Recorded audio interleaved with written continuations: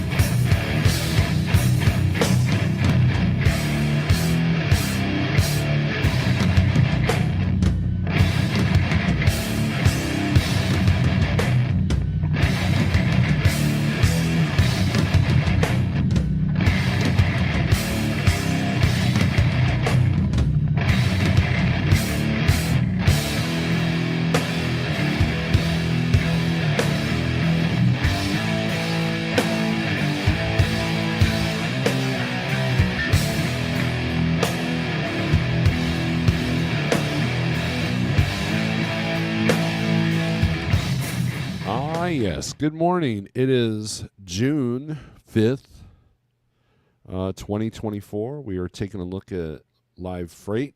I just got off the phone with Shannon Thomas, and she booked the load, and it gave me an idea. It gave me an idea to do something here. But anyways, good morning. Hope all is well.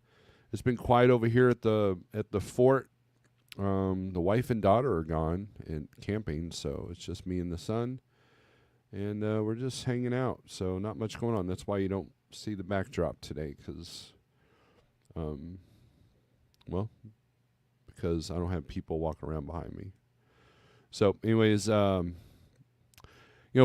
I haven't had a really good chance to see what freight's doing, even though a lot of the stuff I dispatched for this week actually happened last week.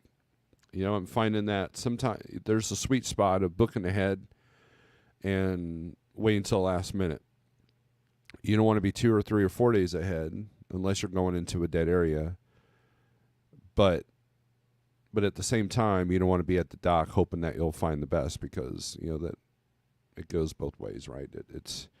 It can be difficult. I dealt with that with one of the trucks yesterday. We were looking for a last minute thing, and just nothing was popping up that interested him. There was a couple loads that I would have done, but you got to do what you got to do. So other than that, I don't know. I really don't have a whole lot to talk about. I know yesterday I went live. That video went to members only, and I see that Sterling has put some gifted memberships. Thank you very much, Sterling. You were too kind. And he says, like button has been ramshackled. Ramshackled. I don't think I've heard that term too often, but I appreciate that. Thank you very much. Anyways, I've been watching freight a little bit, but just not to the point that I'm ready to book something. I do have a truck that's supposed to be out of the shop today, but we don't know, and I don't book when a truck's in the shop. That's just what I do, because there's, especially with this particular shop, there's been so many times where, like, okay, this truck will be done Tuesday morning. No, now it's going to be Wednesday morning. Now we're looking at Friday. My mechanic called in sick, so it's going to be Monday. And that's one of the things that you have to keep in mind whenever you're purchasing a truck, either through lease or through a bank, that you're going to have downtime, and it's not your fault. So when you calculate your cost per day, you want to do it at 25 days because you can't work a full 30 days because either the hours of service or the truck itself won't let you do that. Even if you can go 90 days without any issues, eventually you need to do some maintenance to the truck. For example, we have 90-day inspections here, so you got to get that done. And I mean, yeah, you can do that at a shop that you trust. So, there's all kinds of things. Oil changes, lubes, all that stuff. That has to be done. You can't just run 90 days and hope for the best. You got to stop and give the truck some attention. If not, it will cost you money. There's my words of, I wouldn't call it wisdom. I've just screwed things up more than you. That's all.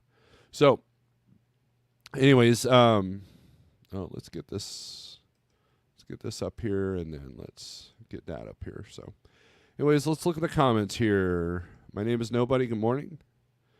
Thank you for your membership. TJ Jones, thank you. How you doing? Sterling says, I'm here against my will.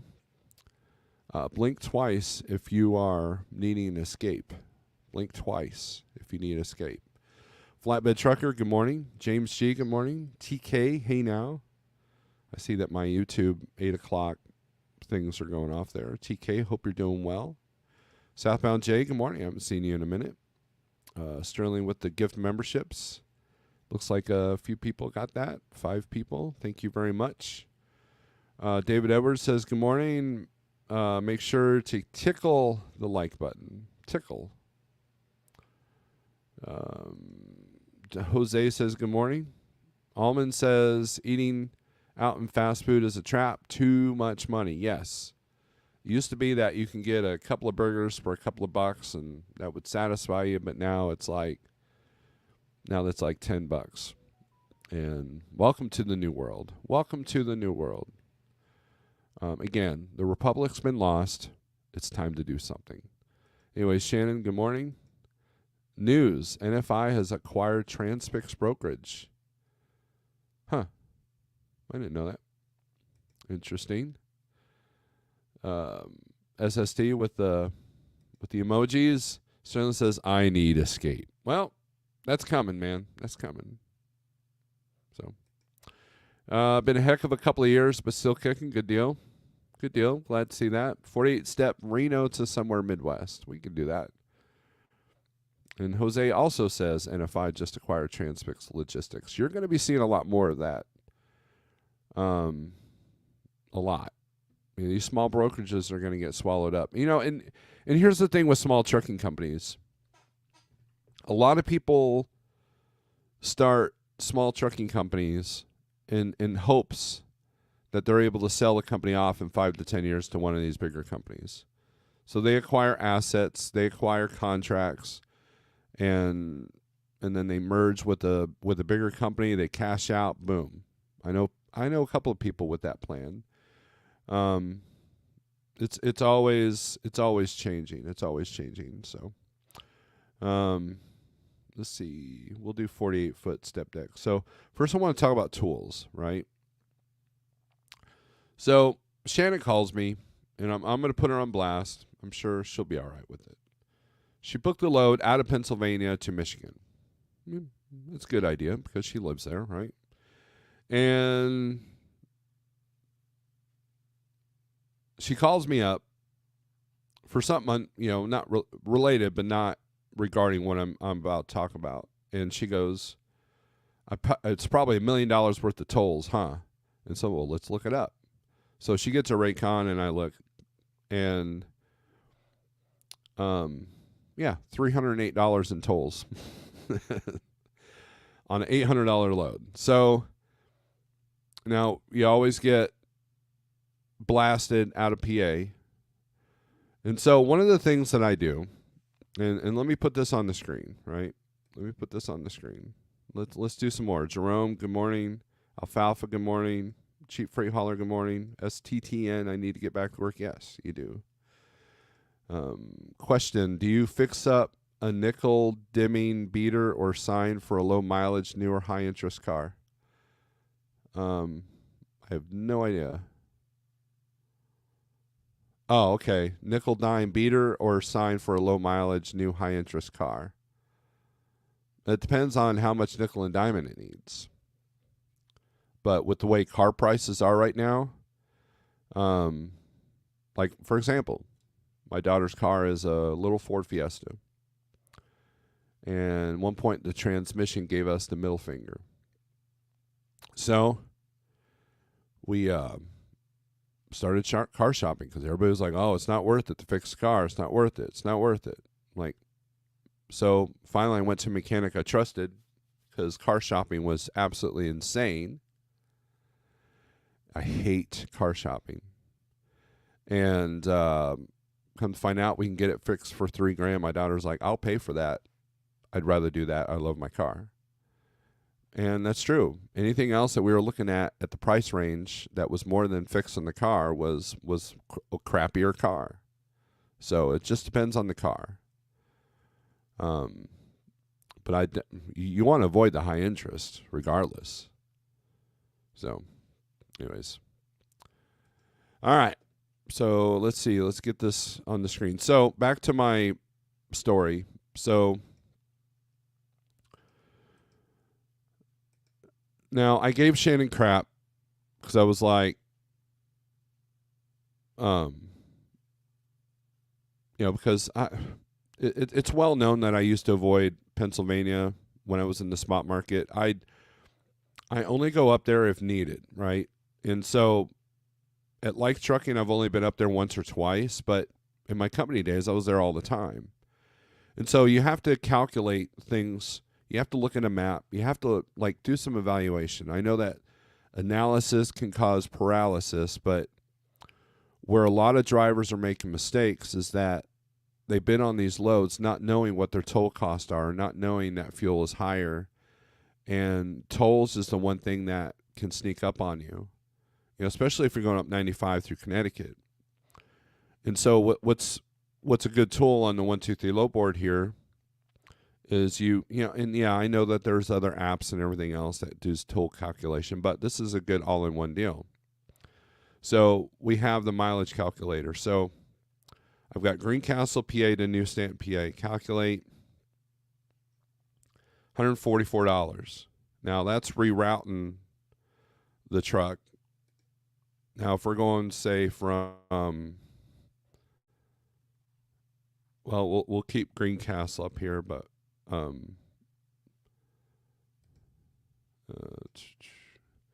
let's say we're going to Toledo, Ohio.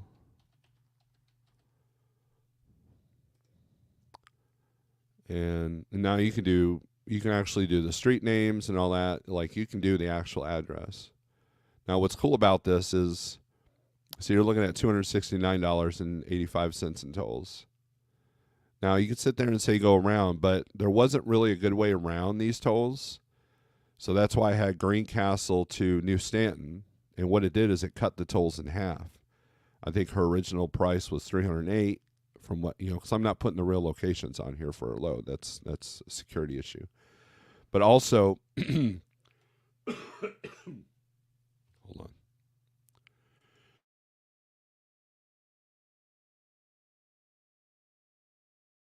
All right. Sorry about that. But also, I had to route it a certain way. So if I routed it different, so I got on Google Maps and I said, okay, I get the two locations up, and it usually gives you a toll route and a no toll route. Sometimes the no toll route it was 77 miles more, and there was no toll route, no toll route. There wasn't a no toll route on our trip that I could find without going into the woods. And you know that you don't want to go on some of these goat paths in Pennsylvania, and you're going to add time. Time is a factor here. So what was an 8-hour run could turn into a 10-hour run. So you got to factor that in.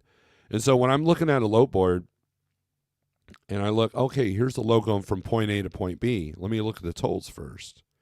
And what's good about this, about this load board here, is let's go to find loads here. And let's do a search from, let's do Carlisle.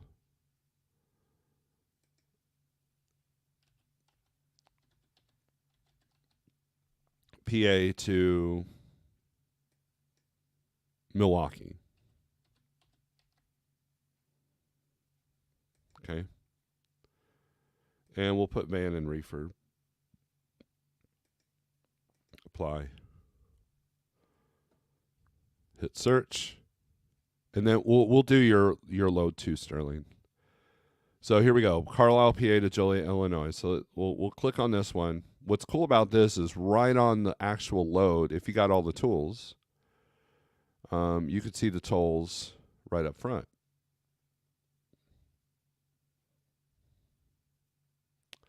And according to this, is $405 in tolls, right? So even if you don't want to look at a map and you're looking at loads, you need to figure this out. So let's say you find the load on the DAT board. Well, you can still go into the mileage calculator here and get your tolls. And as you can see, it's 101% below cost per day. In other words, I'm going to lose money on this load. And a big part of that is because of the, number one, it's $1,000, $1,200 if you go by Cargo Chief, 10,000 pounds. So that's good. So tolls are going to be a little bit less because it's a lighter load. However, after fuel, which is $624, well, no, hold on. Fuel is $476. My carrier's percentage plus, I'm looking at losing $7.68. You're making it. You're paying a cent a mile to do this load. Take away the toll cost, and you're going to make a little bit of money. But you're probably going to add miles, so your fuel's going to be off. So these tools are important when you're trying to make decisions. That was one of the things that when Jeff first got his own authority, that's what he liked about the 123 low board was that. I'm paid to promote them, but it's actually a good tool for new beginners because DAT is not going to show your tolls. I mean, they're just now starting to do, calculators and all that on the apps, but and I'm not saying 123 is better for loads than DAT, but what I am saying is 123 has some great tools, and this toll calculator is huge because you're looking at this load and you're like, well, you got to negotiate that tolls into the price, or else you lose money on this load, right? And you could, and I joke, well, don't go to PA. That's what I told Shannon. It's like, well, that's because you're in PA. But the reality is let's say you've got a dedicated thing, or you got a really good paying load going into Pennsylvania, which you can generally get between $2.50 and $3 a mile going in from the Midwest on longer miles. However, just know that you're going to take a hit out. When you look at these maps, okay, let's go to load availability. When you look at these maps, you're going to end up in a dead area. Unless you just stay in this little circle, then you're fighting everybody else. You're doing like maybe 500 to 800 mile runs. But at some point, you're going to end up in a spot that you're going to take a hit coming out like Florida or PA or New York or Texas. And so you got to really know your value. You got to know your worth. You got to know the cost too, and then add tax. That was the saying I heard the other day. Know your worth and then add tax because you need more. And that's kind of how I look at it. So, but the tools are important. This and it's right there on the loads. So let's do Sterling's load search. What did he want? 48 step to Reno. Oh, from Reno to somewhere Midwest. So let's do Reno.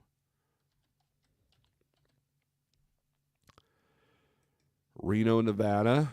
We'll do a 200-mile radius. Let's do St. Louis. No, we'll do Edwardsville. Let's do Edwardsville.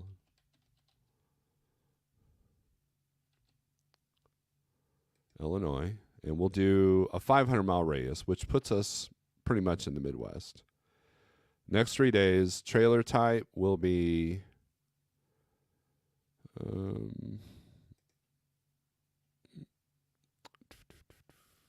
step deck. Apply. Search. There's a few loads, not a whole lot, but a few. Everything's coming out of Quincy, California, Lincoln, California, Chester, California. Nothing's coming out of Nevada. But you're looking at 60 to 90 mile deadhead, so that's not too bad. Reading is 155 miles. But you're looking at $1.64, $1.64, $1.63.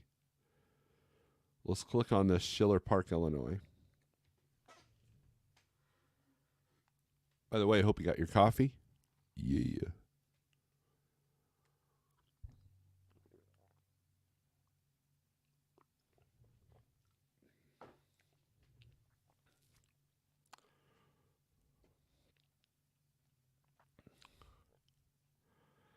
Superstar Shannon can afford $300 in tolls.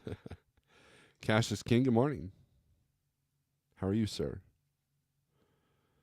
CDN, morning, Steve. Back lives. I know. Yeah, I went live yesterday to make up for lack of Monday, and yesterday was kind of a odd duck. And that went to members only after the replay. If you cut out the carrier's percentage, it's a profitable load. Yeah, but then now you got to add more stuff to that total calculator, right? Or to that profit calculator. You know. How many in the chat had a reminder pop in your calendar yesterday or today to remind you to call a broker or shipper based on a call 3 to 6 weeks ago? Put a 9 in the chat if you do. I doubt we'll see any 9s. CDN. So this is 43% below our cost per day. Again, my costs are going to be different because I don't have a flatbed or step deck. 48 foot, 48,000 pounds. So you're going to be murdered on fuel. Yeah, $1,700 in fuel. $66 in tolls. And so you look the net after fuel, tolls, and carrier, $811. And then your truck payment, everything else has got to come out of that. And that's the thing. You can add additional costs. So you just go in this other fees, and you can put in what your daily cost is before fuel. So, so if you're like, for example, a couple of truck payments here are like so many dollars a day, you can put this in your daily costs. And what you're going to find out is there's a lot of loads that you're choosing that aren't going to be profitable, or you're going to be put in a situation where you're not profitable. So when I look at this load, you're probably going to want something that when it went into Reno, that it was a certain percentage above your cost per day to balance it out to zero. But you kind of want some profit as well, right? So, I mean, you do want, and not kind of, but you do. And so these tools come in handy at a glance when you're trying to make decisions, because the last thing you want to do is panic when you can't find a load. Make a bad decision. You don't want to sit there and cherry pick to the point that you don't move for a couple of days, but at the same time, you don't want to panic and take just the first thing that comes along without looking to see what you're getting into. And just know that when you're doing last minute freight searching, a lot of the stuff that's left over is stuff that no one else wanted. So somebody else probably looked at this load and said, wow, there's $300 worth of tolls. I don't want that. And so the people that do that homework, that look at those, that have the tools to look at that stuff, they left that load on the load board. And the broker's hoping that they get somebody that doesn't negotiate the tolls, not knowing what they are, because it saves him money, and their profit margin goes up while you're paying to do a load. So it's really important to do that. So I hear this a lot. Well, I don't have a load board at all because it saves me money, or I can't afford it. Now, let me tell you something. This is going to probably make some people angry, okay? I've always said that you need to cut your costs, get your costs down. However, load boards are not a part of that cost reduction, because it will cost you more money in the long run, because you're either leaving money on the table or you're not able to utilize the tools. You don't know what the market worth is. And so if you're not willing to pay, $50 a month on a load board that tells you that you could have gotten like probably a couple $100 more, did it really save you any money? No. If you're 100% spot market and you're not using a decent load board, then you're fighting for scraps with the rest of the people that refuse to do that. So you want some leverage. You want to have something better than that person next to you at the truck stop. And so I have 2 load boards that I pay for. And there you go. So, and then not to mention the relationships I have. Like, a lot of times I'm not even using the load boards because I have that. I'm checking my emails. I'm checking the individual carriers' load boards. I'm checking Parade. I'm checking. There's so many brokers with their own boards now. Magellan, Werner. I'm not even going to list all the Parade stuff. SPI, Spot. Of course, you got JB Hunt, ATS. And you know what? They don't have average rates on there. Why? Because they don't want you to know that.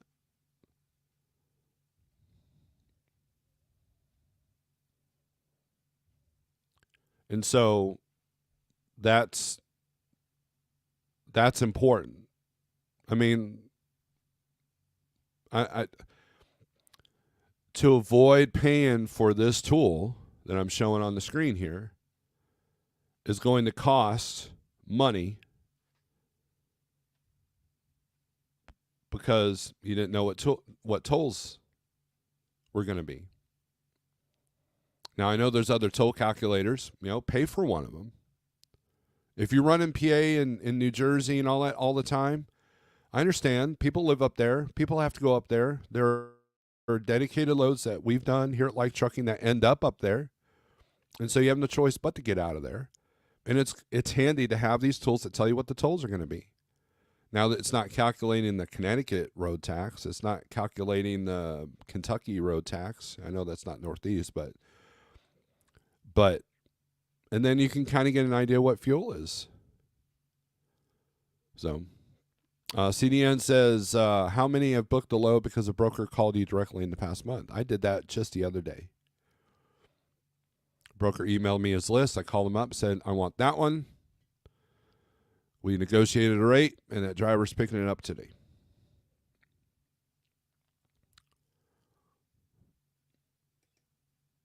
Chief Freight Hauler says he has. If you own your own truck and you're not spending 20 to 25% of your time building deeper relationships with new brokers and regular broker, turn off social media and build relationships. LinkedIn is a good tool for that. Respect the value of using the right tools correctly. Think of it as the qualifications for your own job. Yep. If you're not using a load board, are you paying for PC Miler? PC Miler gives you tolls and other features. Right. There's other tools out there. I'm not saying that 123 is the be all end all. I mean, but it's a good load board. Look, they need volume. They need more loads posted. But at the same time, there was a 2-year period where I didn't use 123 since I've been over here. And contractors here at Light get a special rate. But if you're not a contractor here at Light Trucking, you can use my code 48065. But and it kind of gives you an idea. There are loads that are posted, like Load Smart will post on 123, but they won't post on that I could tell.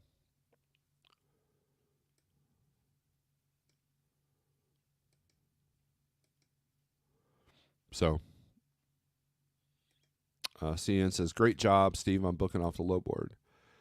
There's been times when I've booked my whole week with trucks and I didn't even open DAT or 123.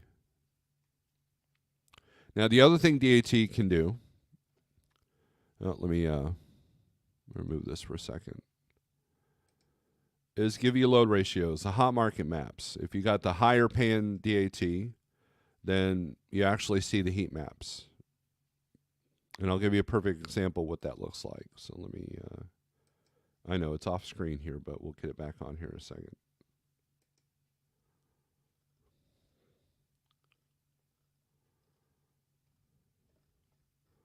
Let me get this email up.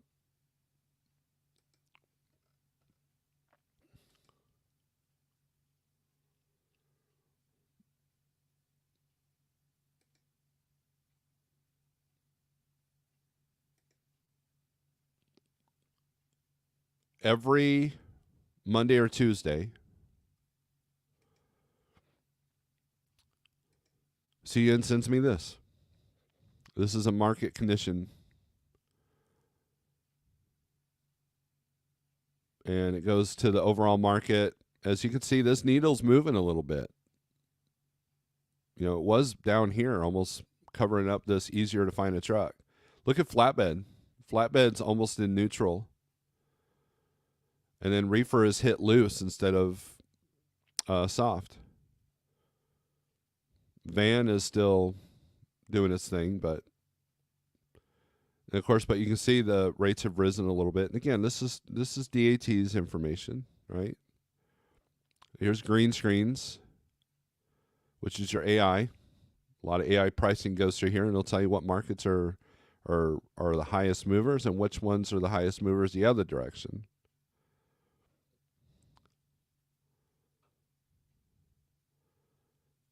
And then you got the Freight Baltic Index, which kind of gives you an idea of container freight. Consumer Confidence Index. I'm surprised it's showing a little uptick because, I don't know, I'm seeing things that I don't like.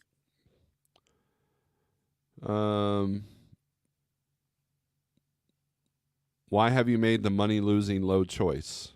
Choices. Let's take a look at this. I didn't even stare at this yet.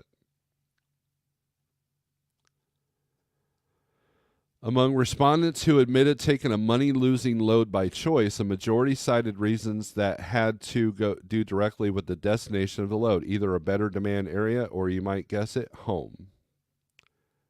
2% said beat sitting, 29% to reposition to a better demand area, so there you go. To get home was 27%. Trying to do a broker shipper a favor for a future opportunity, only 9% on that. That's interesting.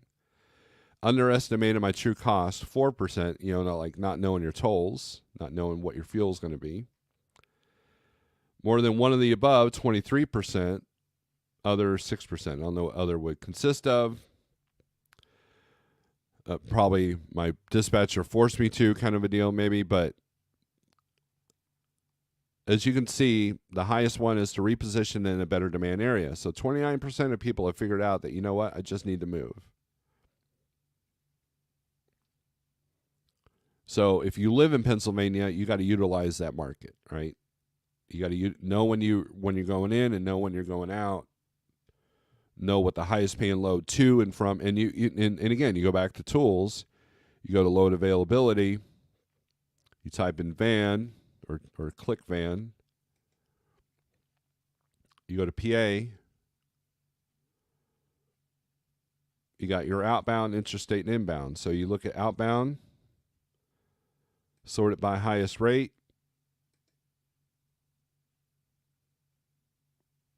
A lot of $1.43, $1.17 on the long miles. So let's do it by rate per mile because we're going to run regional in PA.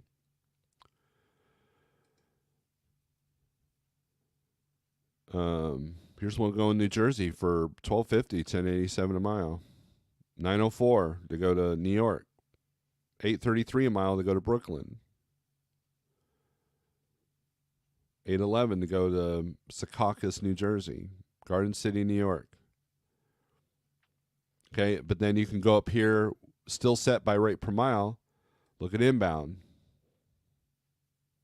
Here's a load paying $17,000 from Kansas City. I might need to borrow somebody's truck. Let's take a look. This is probably a mistake. They probably meant to be 1,700. Yeah, Cargo Chief's got it $16.95, so it's just a typo. Or they take guys like me and like, oh, let's get the people that say the highest rate per mile.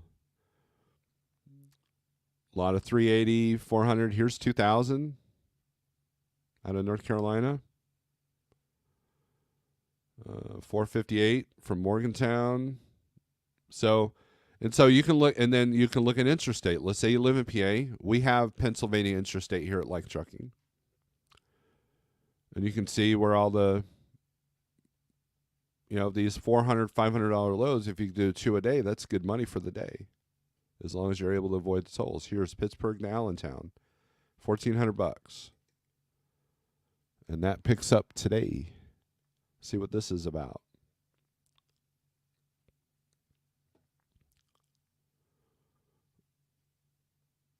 That's 86% above my cost per day, even after tolls and everything. How many tolls we got here? $246 in tolls. Cased soda. So obviously it's going to be heavier. It's going to be in the 43 range. Yep, 43,000. So you're going to burn more fuel, and that's why I put my costs at MPGs at 6. That covers usually anything. If you're at 5, it's because you got a big hood or your foot, or you can't control your foot, or both.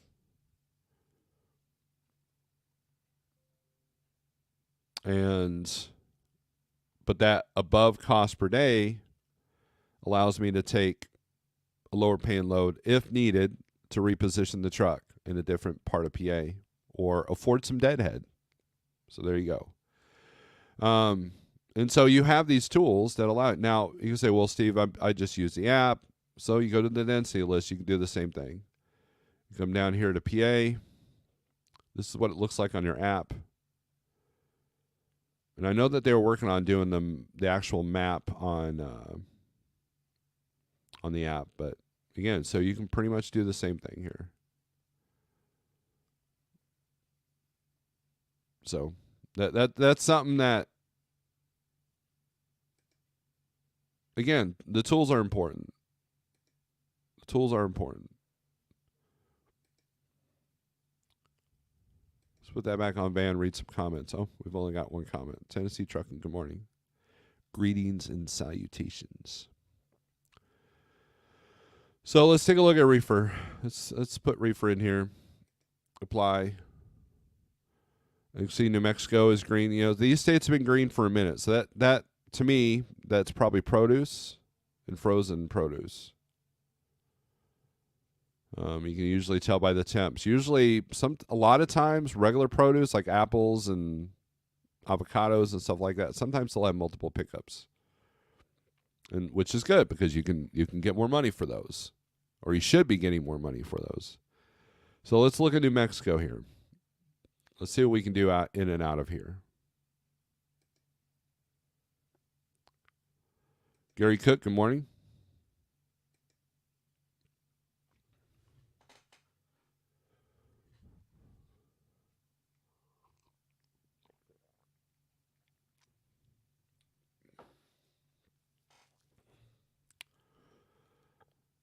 It defaults to sort by age. And so if I sort it by posted age and I see a lot of loads per today, that means it's a last minute market. But I'm not seeing that. I'm just seeing 2 loads per today. Here's a load, Roswell to Orlando. Here's Roswell to Salina, Kansas. A lot of loads coming out of Roswell. And we've gone over that before. So if we're going into New Mexico, then you want to look out of Roswell. It's like, okay, what's my deadhead to Roswell, since that seems to be where the freight is, and have that in your mind. But you might find something in Albuquerque, not for 45 cents a mile, but this has got to be a partial. Yeah, 2,500 pounds. So, they're paying decent money to come out of New Mexico.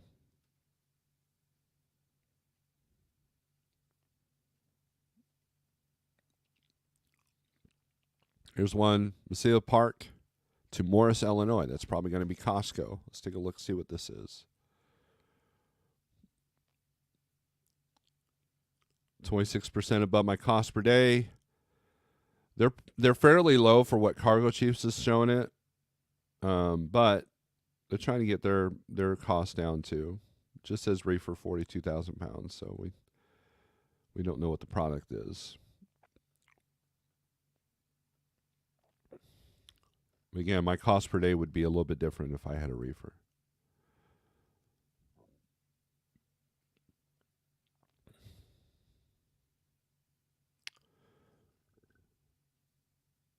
Now, what's the highest? So let's go back here. This is on age. Let's sort this by highest rate. Let's see where all the long haul stuff's going. See if we can make some money per day.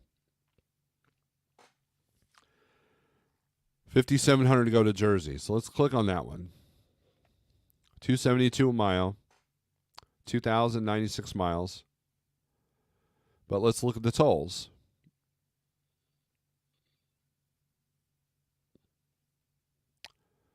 Tolls are looking to be about $300. They're at 5,700. Cargo Chief's got it at 4,758. So either it's got multiple stops, or the market is just that good, or the demand to go into New Jersey is it's difficult for this person. So what I would do is I would call this up and I would say, I need $6,000. Well, we've got it posted for 5,700. I say, yeah, that's a good rate, but I need my tolls taken care of, and it's looking like it'd be about $300 worth of tolls. And then they might like, well, I can't do 300. Say, oh, okay, I'll give you a discount on that. Give me at least 250 or 200. And that way you're protecting yourself. Now you're only eating $100 on tolls instead of 300 off their posted rate. You don't want to just like, well, I need $6,000. Okay. Now you want to like, yeah, I need about $300. It looks like it's about $300 worth of tolls, New Jersey time. It's probably difficult to get a truck in there. So, but I have no problem with New Jersey. What time do you need it? Okay, yeah, that's good. I got places to park. 33,000 pounds. Okay, who's the receiver? It's probably going to be Costco. Monroe Township is Costco. Like, I'm very familiar with that customer. I'm in and out of there all the time. So yeah, I'll do your 5,700, but I need to do 300 more for tolls, and I'll provide you a tracking link and whatever links that you want to provide me. I'll do check calls on the hour. At the end of every day, I'll email you my location. The whole night. Sell yourself a little bit. Sell yourself a little bit. And if they go, well, we can't do that. I'm like, okay, well, thank you. Have a good day. If anything changes, you have my number. My rate will stand. Don't be one of these guys that, well, if you call me back, I'm going to ask for $6,500. Don't do that. Because what happens is they won't call you. If you sit there on the phone and say, well, if you call me back, it's going to be more. Well, guess what? They're not calling you back. Now, maybe 2 years ago they might have. But that's a lousy way of doing business. Right? Why would they even want to entertain that idea? Like CDN, would you put up with that? You've probably heard that, right? So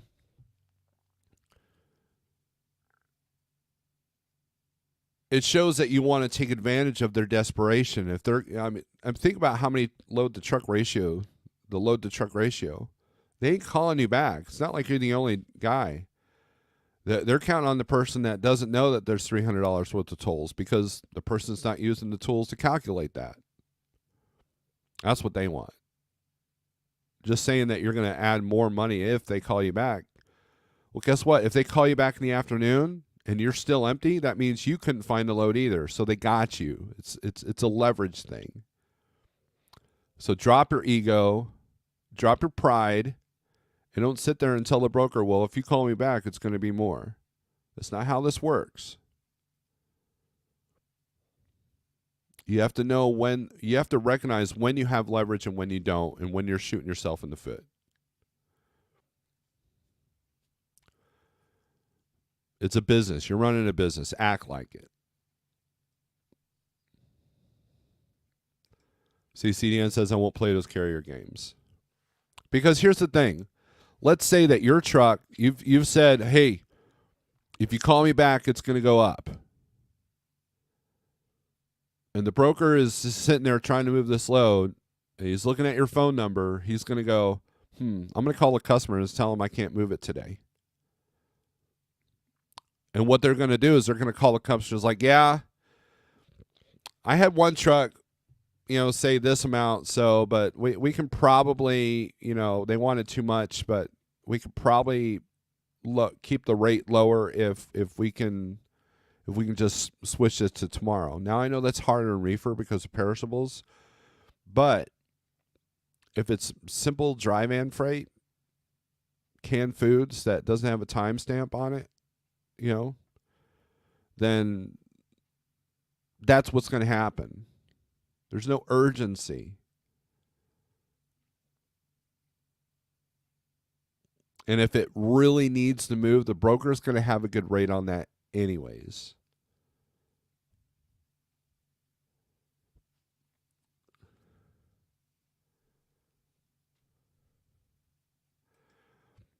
The ones, Cheap Freight Hauler says, the ones that add more later in the day are the same people that get upset if a broker drops a rate later in the day in a slow market. And the AI pricing is doing that.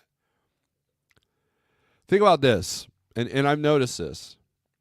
This is why I suggest drivers don't do afternoon delivery appointments unless you're going to pick up the next day.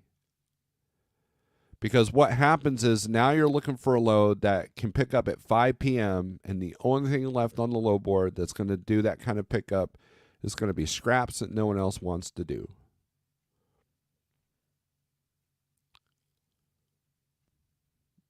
That's it. And if you're calling them on a load, guess what? They have the leverage right off the bat.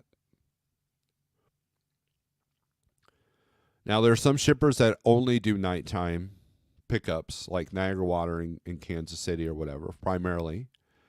But for the most part, and they're going to put a little bit more money on that. You see it on Uber all the time. You go to Uber, and they'll have a load that picks up at 8 a.m., delivers at 8 a.m. the next day, and it'll be like $1,200.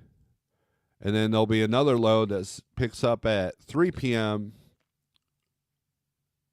and delivers at 5 a.m. the next day, and they'll have $1,400 on that because they realize that that's going to require more money to deal with those difficult times. And if you know the shipper, you might get away with, okay, I'll take that $1,400 one, knowing that you can go in early. So now you've made some money. And I've seen this on Uber as well, is like, I one time I was empty in Springfield. I was sitting there at a little mom and pop, not even a truck stop, it was a convenience store. And I looked on Uber real quick, and there was a load that needed to be picked up in half an hour. And they put some big money on it. I'm like I almost didn't believe it. I'm like, oh, there's got to be something wrong with this. So I double checked the times. I'm like, man, I'm clicking on this. Click, and then I took off. Didn't wait for Jeff to put the Raycon in or nothing. I just took off, and I got there right on time. You want to talk about a last-minute deal. I got a good deal on that load. It was like 200 miles for $1,000, something like that, because I was at the right place at the right time. Gary asks, is Uber Freight still in business? Yes, but it's not looking good for them. Their credit sucks. So just be aware. Stuart, which I haven't seen in a minute, Feature / benefit equals value. Also learn to close a deal. There are many tactics to close a deal, like alternative choice. No one likes to feel like they've got a raw deal, whether it's a broker or a driver. That's true.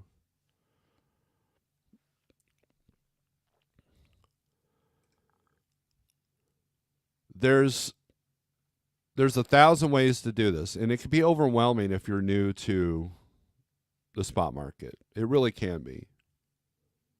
You come to like truck and you're overwhelmed, I can help you out.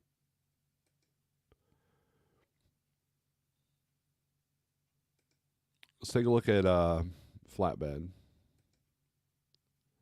and step deck.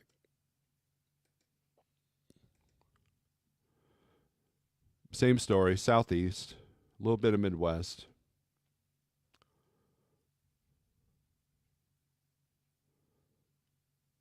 And so maybe you want to pick 2 green areas, right?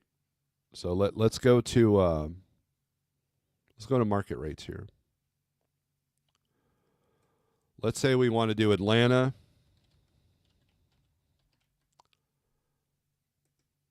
to Chicago. Joliet's already in here, so let's do that. And this is per van. We'll do van here. $14.98 to go from Atlanta to Joliet, which is right about where Cargo Chief's at. Look, there's 29 loads going to Joliet from Atlanta. But look at the other direction, from Atlanta, or from Illinois to Atlanta. There's 25. So look, the load counts are pretty good. Pickup loads and backhaul loads. So if we reverse this, what's the rate?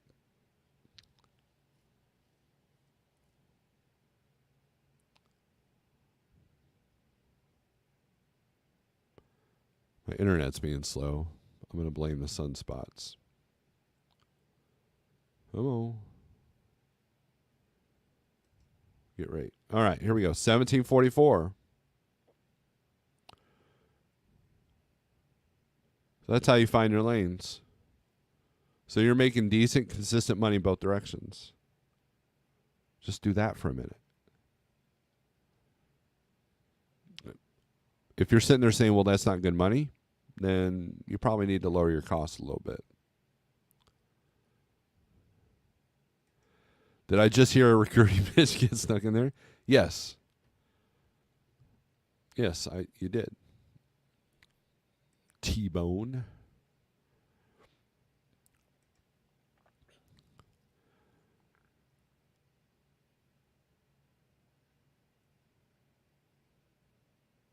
This market rate tool is probably my favorite tool next to the toll calculator that I have.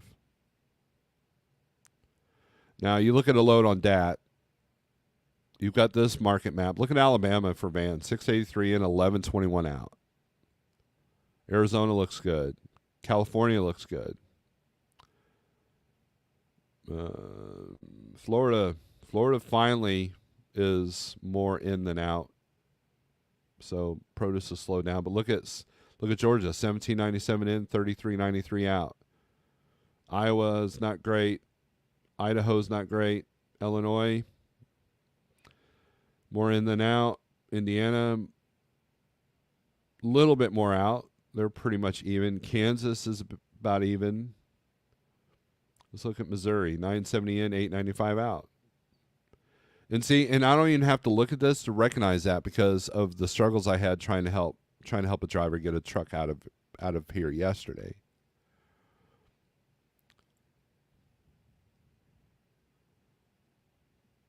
Nebraska, 208 in, 105 out.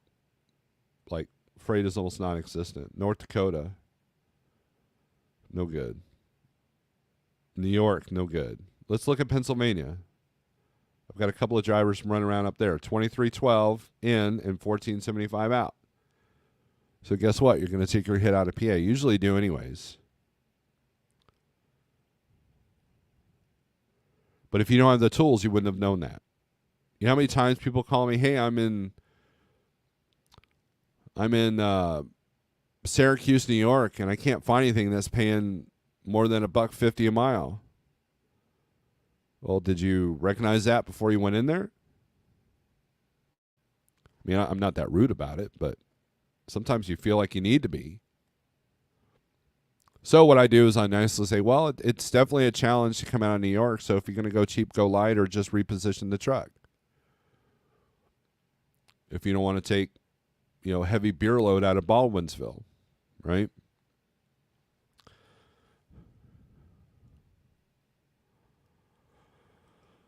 Oh, sir, can you please tell us the 411 on Omni Logistics and Forward Air? No, because I haven't looked into it. I know I just did a Omni Logistics load. I'm sure that's who you're talking about. And they are outsourcing a lot of their check call people, and they are rude. I will say that. What I'm seeing a lot is their broker teams now. So you get your rate con from the broker, and then there's like hit reply all, please. And you look, and the reply all is like 5 different emails on addresses on this team. And what's happening is you hit reply all, and then you have other people in the team asking the same question, like they're not even reading their own emails. And that's what was happening with Omni the other day. It's like I finally had to call him. I was like, look, are you guys talking to each other? Here's the truck number. Here's the trailer number. Here's the phone number. Here's his location. I've emailed all of you a link. And here's the driver's email as well. And I've copied him on all these.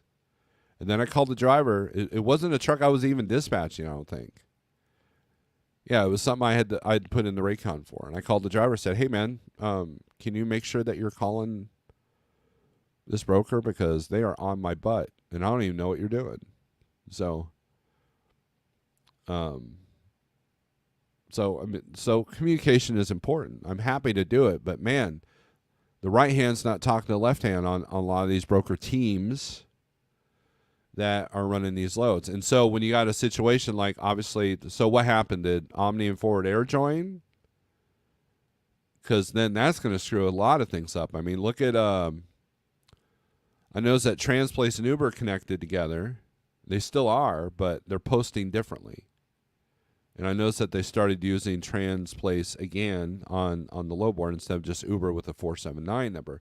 So if you look at a load on DAT and it's an Uber load, but there's a 479 phone number and it's not on your app, that's a Transplace load.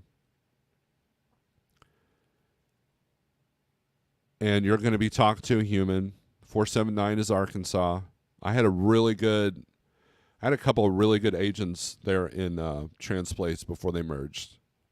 That was how I moved my truck for the first probably year. Transplace and C.H. Robinson were my main go-tos.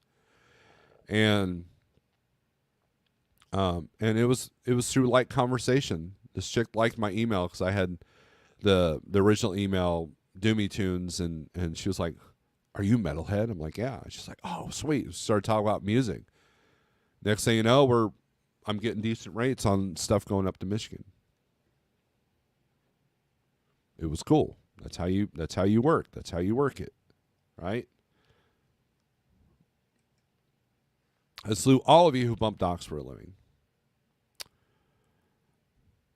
Excellent, Buck Brown. Yeah, I saw you on Sterling's feed yesterday, and Tolga was on there. The infamous Tolga was he wasn't showing his face, but he was on the StreamYard audible on just audio only.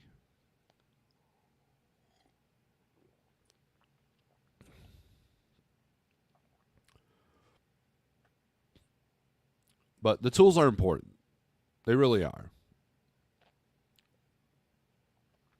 And I'll give you examples. Let me remove this for a second. Let's do this here.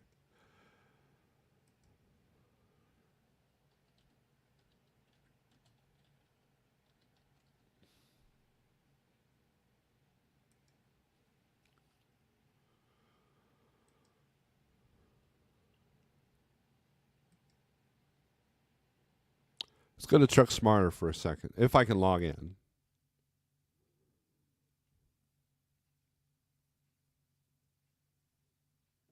All right. Let's add the stage there. Okay. So we've got Perryville, Missouri, anywhere. That was the last search I did. Oh, no, Perryville, Maryland. See, I was desperate because I was throwing at the last minute. Somebody needed a load out of Perryville on a holiday weekend. And so this is how desperate I was. I was going to the free low boards. So let's take a look what's coming out of Pearland, Maryland. So we'll do dry van, and we'll do it for the next 3 days. Search.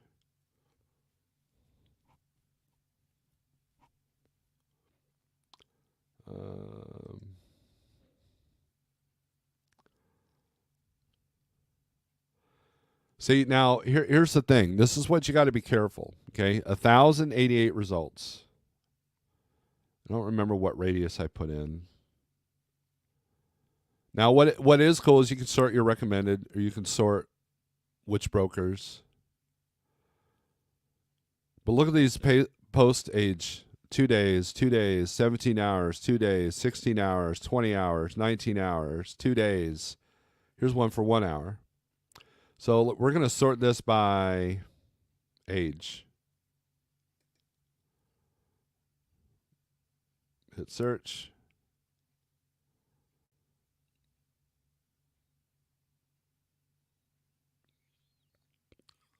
No pricing.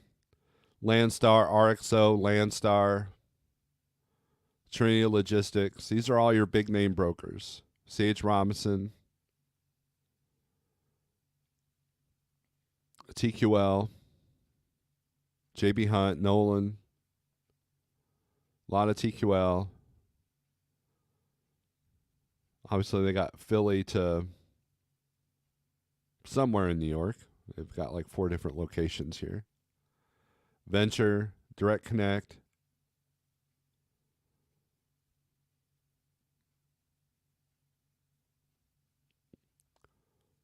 A lot of Landstar. Now, that's new. I haven't seen a whole lot of Landstar postings. Let's take a look at one of these. You can factor, but see, they're not telling you credit, right? As long as they're a big broker, you're not worried about credit, right? Right? Convoy anybody? Oh, it says hazmat. So Landstar is posting to a free load board hazmat. I bet you there's somebody at Landstar right now that can't even find a load. So there's that. That's why I'm not at Landstar anymore. But there's no tools telling me what this normally pays. Not that it matters because it's hazmat. So you got to know your worth. Right? It's got a little tiny map thingy here. That's cute. And look, I'm not bashing this low board. I'm just saying that if this is what you're relying on, you're going to have a lot of surprise. Now, they do have credit. Credit score is A. Days to pay is 22, so there's that. But if you are a certain factoring company, you can't just go by that. Because remember, Surge had a good credit score while they were filing bankruptcy. Remember that. And they're one of the ones that were posted on these reload boards. And then you can't even like click on anything. You got to call. Right?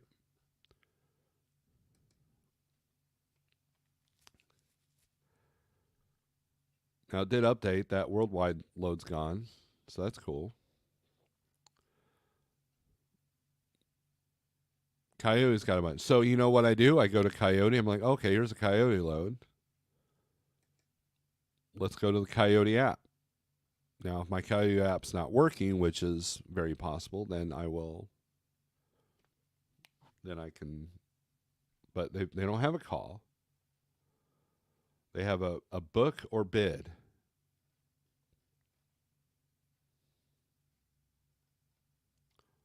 And do we know the details? Yeah, it picks up at 11 on Friday, delivers. Is that Friday? Yeah, Friday at 1. So it's a straight through delivery. So if you live near Front Royal, Virginia, this might be a good load for you to go home with.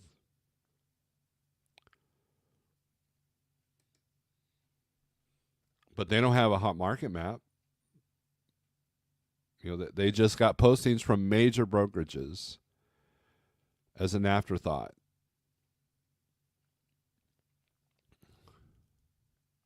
So, anyways, a lot of tools, right? A lot of tools. And we're not even going to get into some of the tools that are kind of my secret weapons. I won't even get into that. So, but anyways, you're running a business. You pay the cost to be the boss. And a lot of these tools that kind of tell you what the market conditions are, like let's say your brand. So I'll give you another example. The Schneider guys, when they come over here, they get a bit of a shocker when they go into an area that normally has a lot of good freight for Schneider, but not in the spot market. Not recognizing that well, Schneider had that set up pretty good. So, with the direct freight. Now, a new person that just joined the spot market, someone's going to go,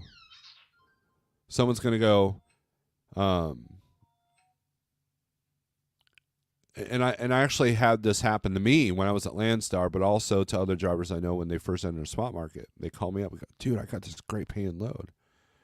What'd you get? Oh, man, I got this load. It picks up Monday, and it's paying $4,000 to go to New Mexico in Albuquerque. When's it deliver? Friday. And it's a 2-day transit. Oh, okay. Well, did you look in the market coming out of New Mexico before you booked that? No. Okay, well, let's take a look together.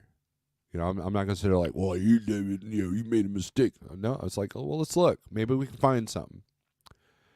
And then we look, and there's like 3 loads within a 200-mile radius coming out of Albuquerque, going back to where he wants to go or needs to go.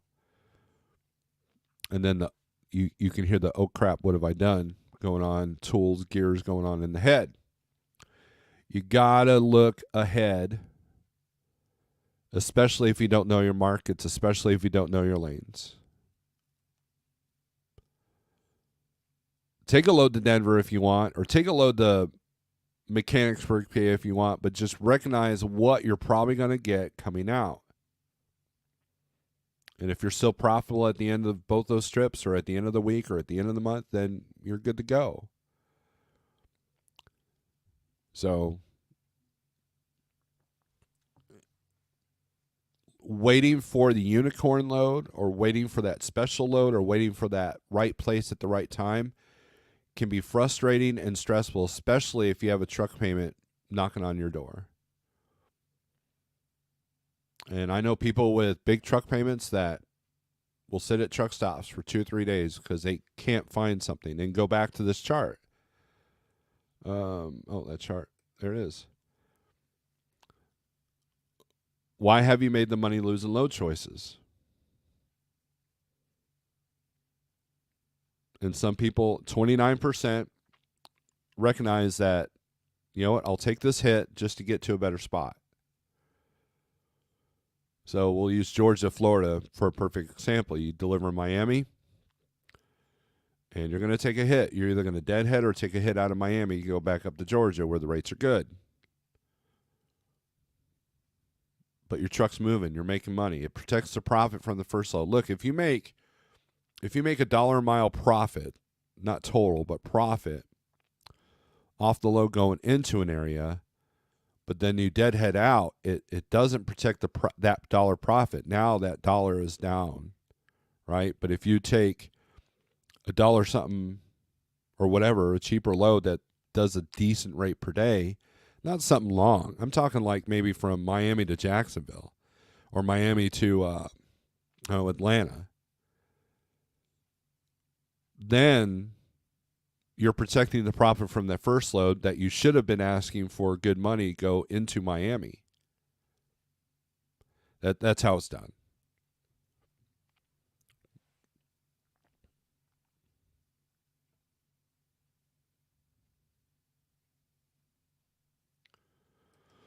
Let's see what other stuff is on this chart. So here's our hot market maps for DAT. This is what you get when you pay for the bigger service. I'd rather just have the free stuff that CDN sends me. This is for, which one's that for? This is for reefer. Reefer's kind of spotty. Look at Idaho. They're not showing as much with New Mexico and and Arizona. Well, Arizona they are. But like literally southern Arizona is where it's at, not northern. And then Idaho. So that tells me potatoes and onions are going, frozen or fresh, I don't know, but then of course the produce out of California. And then Arkansas, that's probably going to be watermelons. A lot of watermelons come out of Arkansas. And then, of course, this is watermelon territory as well. Let's take a look at flatbed. Of course, it's showing the same thing, 1, 2, 3, pretty much. Just a little bit more detailed on their markets. They go, but this is bordered by markets, not by state. And then you look at dry van. Look at all that blue. See, it's hard. So this is a perfect example. Let's say you only do the DAT board, okay, which is fine. And you're in van, and you like to run long. At some point, you're going to end in a cold area. Blue is bad, red is good on this map.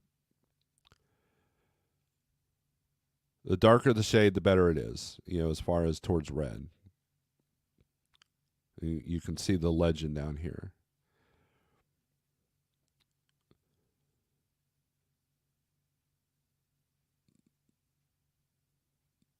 So you can use this map to kind of bounce, like let's say you live in Kansas City or like maybe even Topeka, and you bounce to Georgia and back.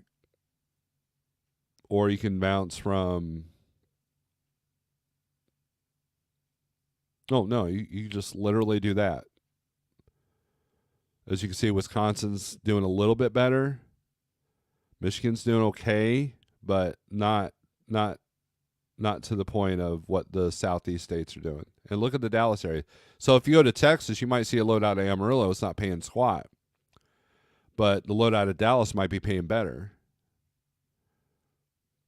But Texas it's saturated with carriers and trucks that will run for a lower rate. So you got a lot more competition there.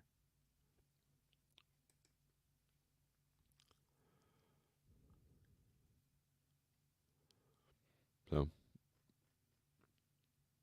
anywho, 48065 is the code if you want to check out the 123 low board and the tools that I've shown you today.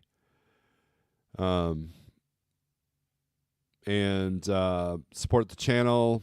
All that information's down there. And the deal for the coffee is in the description, and the link to my email, snorelord@yahoo.com. If you got any questions, comments, or concerns that you don't want to address here. But anyways, I appreciate the memberships. I appreciate Sterling putting out the memberships. DIY Semi, good to see you. I thought you were playing with tractors. And Mr. Charles and Josh Vegan, I see you guys too. Thank you for your memberships as well. I appreciate that. I don't have any words of wisdom. I just know that I've screwed up a lot of times and I've learned from them. And that's pretty much, we talked about that on, it's now members only, but we talked about that yesterday about the two things that that owner operators of any business need to be. One is teachable, and two is honesty. You got to have those two. You got to have those two features in order to get. Want to guess? Well, we can do that. Let me. We could do that. Let me see here. Let me email you. What the hell's that? All right.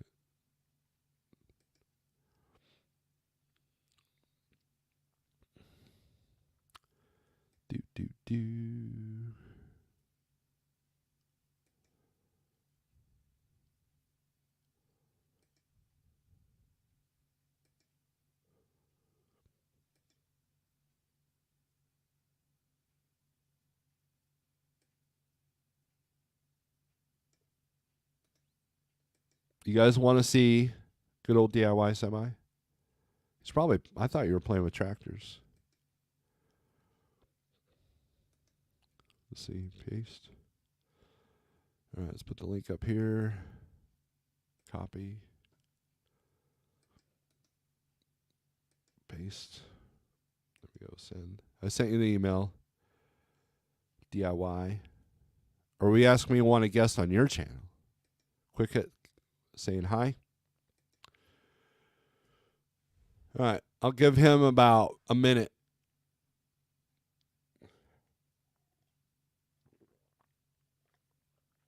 My coffee has gotten cold. How dare it?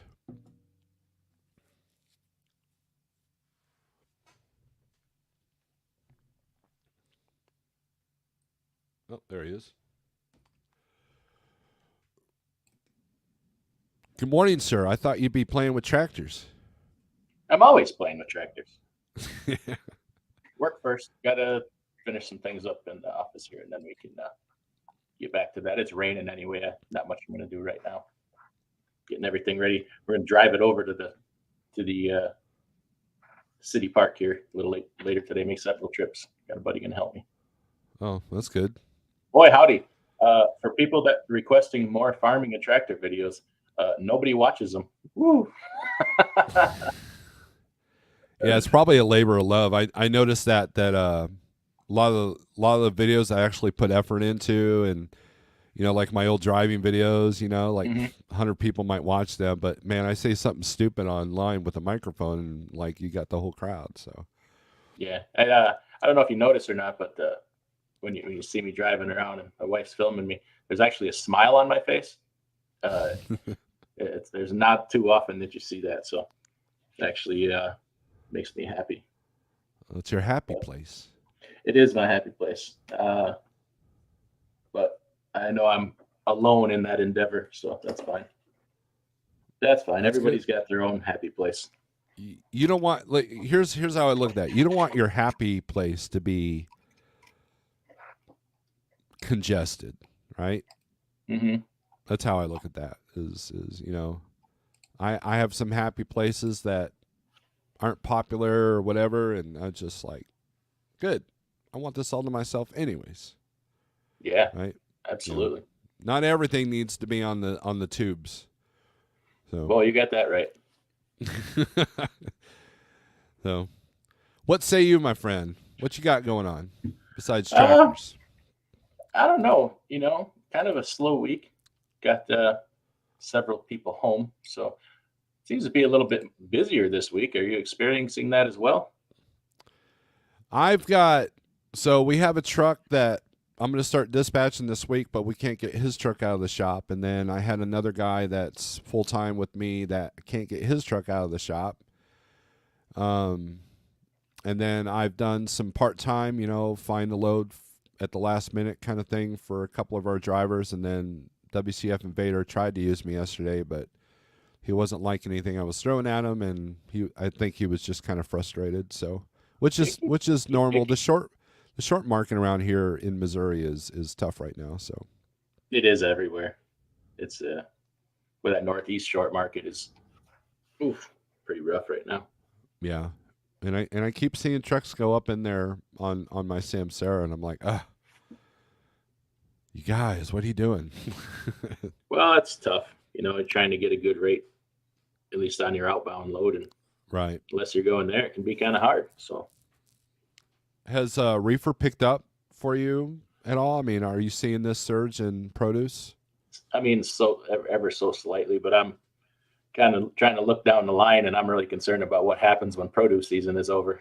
Because, gosh dang, other than produce, man, there ain't much going on at all. But yeah, with this increase in freight, I've been watching, and they're saying that trucks are just flooding back into the market. Capacity is rising too. So I don't know what the hell. If this is people's long-term thing where they think it's a long-term surefire money-making scheme, this trucking thing. But I don't know how they can come in and out of it so fast and so often. I see it on Facebook all the time. These guys say, well, I'm parking my truck for the next, 3 months. And so what happens is, and FreightWaves has talked about it, that the bump up in freight is soaked up because there's still too many trucks. Absolutely. I don't see that changing. Yeah. And dude, I tell you what, man, I went to International a lot. I don't know if you saw my YouTube short, but I put there miles and miles of trucks, and I wasn't exaggerating. They had 400 trucks in there. They're all, I mean, there are a lot of them are Navistar turn-ins, as far as, like when JB Hunt renews their fleet or whatever, but still there was a lot of trucks out there, and, those internationals are reasonably priced. So what was that lot? Where was that? that was in Springfield. Springfield? So yeah, what it is, it's Navistar. Navistar uses as an overflow lot, mainly for JB Hunt. I think Prime uses it for their, I think, because I did see a bunch of Prime trucks in there, or ex-Prime trucks. And then when like someone goes to international dealer and turns in 100 trucks to get new ones, that they go to this lot.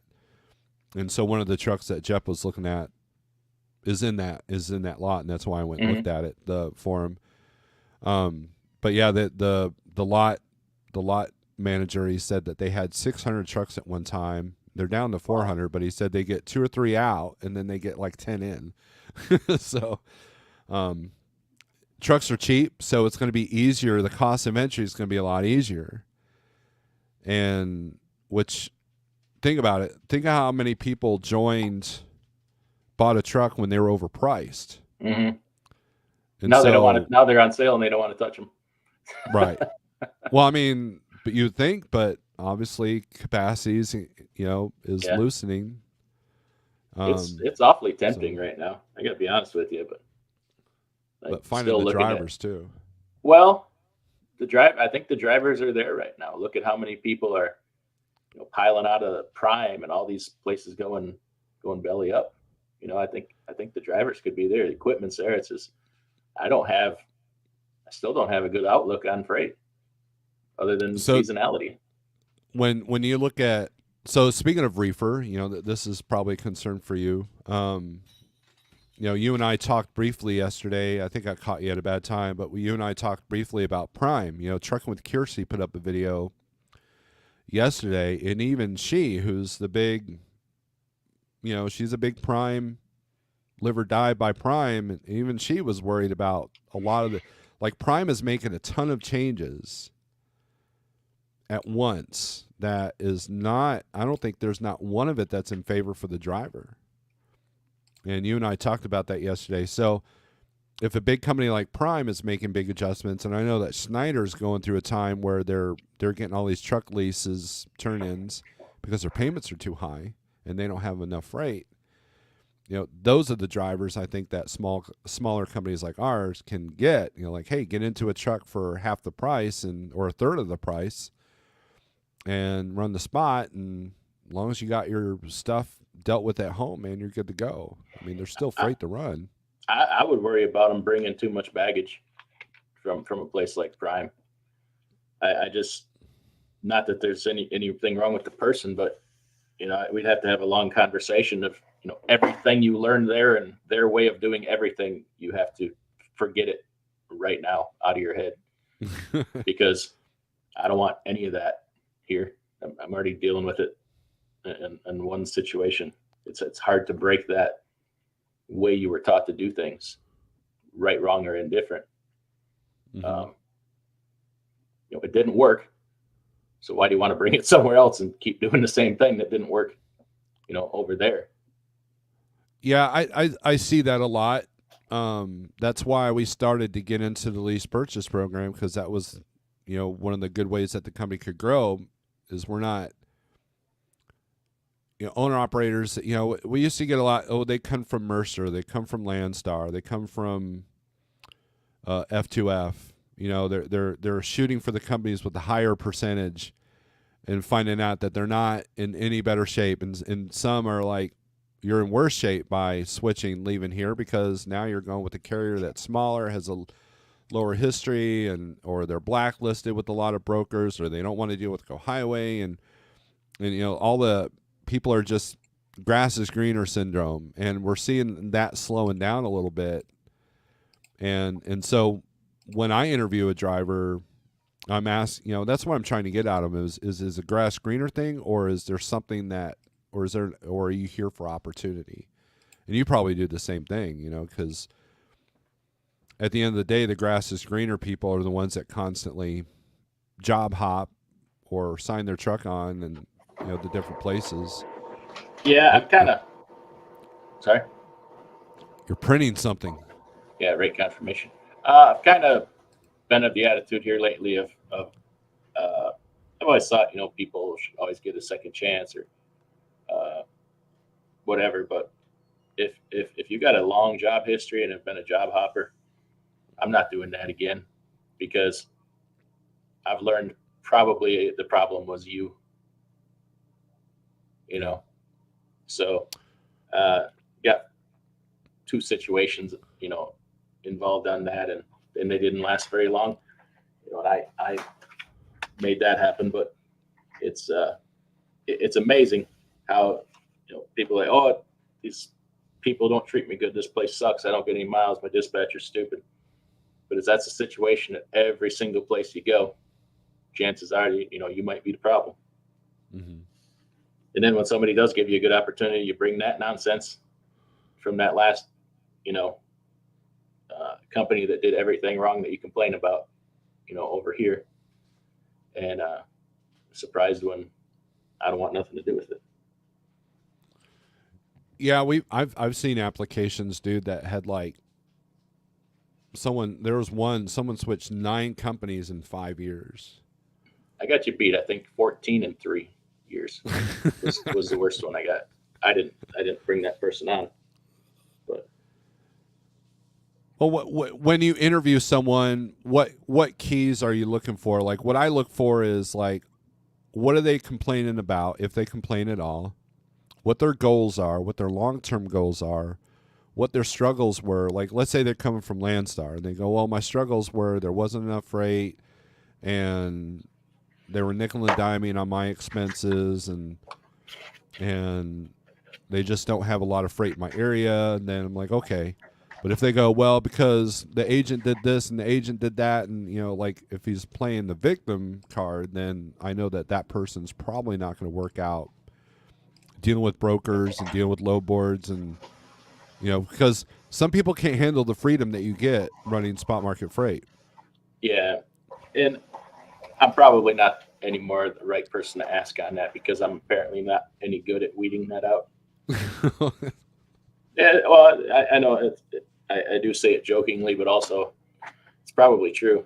I'll talk to somebody for months before bringing them out, and I have had several people that have been a great fit. Like I have some really good drivers, and then just lately here I've been having a tough go of it, and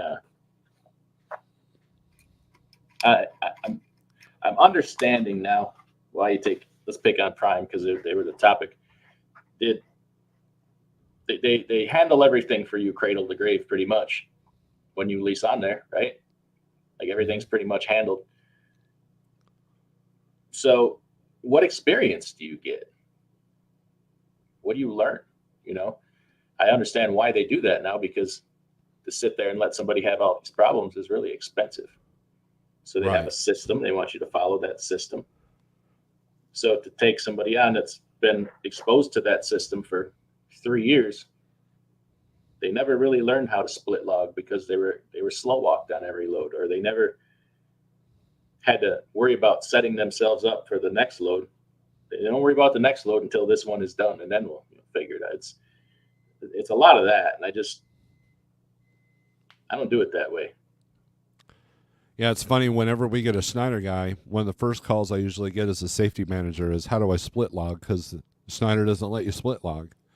They don't let you do Really? the 8.2. Yeah, they don't let you do the 8.2 or 7.3. What's that all about? Well, because you split so many times in a shift, and next thing you know, you're losing track of when you're picking up hours. Because like back in the paper day, like the company I drove for as a company driver, they in the paper days they wouldn't let us split log. Of course, there was no need to, but because the DOT would get it wrong. It wasn't until we had e-logs that they let us do it. And Mm-hmm. even then, they don't recommend. Like it's meant to get you out of a jam, not sit there and schedule your whole week with. You know, and that's kind of what I tell the drivers here. Is like, look, it's meant to get you out of a jam, but you know, if you're worried about your rollover on your 8-2 split or your 7-3 split over and over and over, eventually it's going to bite you in the butt. Eventually, you're going to show up in like 8 hours. You're going to have 1 minute left, and you're not going to gain anything. So, but it's great when you're doing multi-stop loads. Then when you're done with Yeah. that load, you know, you can come out of it with a 10. right, But it's a struggle. And I always said I'm not a starter company. You know, if you want to earn on a level you want, then you got to what are you willing to put into it? right. You know, it involves a little bit of sacrifice, or a lot. Yeah, here's one of your good drivers, Justin. He's one of the good boys. He's a good boy. And then Chief Freyhaller says 14 in 3 years. Did they ever get out of orientation? I can't even imagine going through orientation that many times in 3 years. I mean, I've been through 4 orientations: company, Landstar, Schneider, and here. That's it. Like, Well, Cash, you know, I can't even steal this one from me because Cash says it. You know, if you've been driving 10 years and have had 10 different jobs, do you have 10 years experience or do you have 1 year of experience 10 different times? No, it's true. It's very true. It's hard to get consistency. Like, how do you get consistency? By doing the same thing over and over, right? Discipline. And how, like, I gave Landstar a year and a half, and I knew that the Schneider system would work better. And I did that for 2 years. And the only reason why I moved was because I wanted the opportunity of like trucking. So, but I made the system work as much as I possibly could. And my default, my faults that I had at Landstar, I put up on the YouTube, and it was basically, if you look at it, it's just a general learning curve that I had issues with, and not recognizing relationships and all that. But mastering the system, you can't master the system if you're changing jobs every year. You know? How can you master the system if you haven't mastered your craft? That's if good. you're the type of guy, and hey, if you are, no, not bagging on anybody. I'm just saying, like, if you drive your 10 hours and then at the end of the day you just hop in the sleeper and watch movies, Netflix the rest of the night, or play video games the rest of the night, and then get up and do it again the next day, that's okay. But you'll never become a master of your craft that way.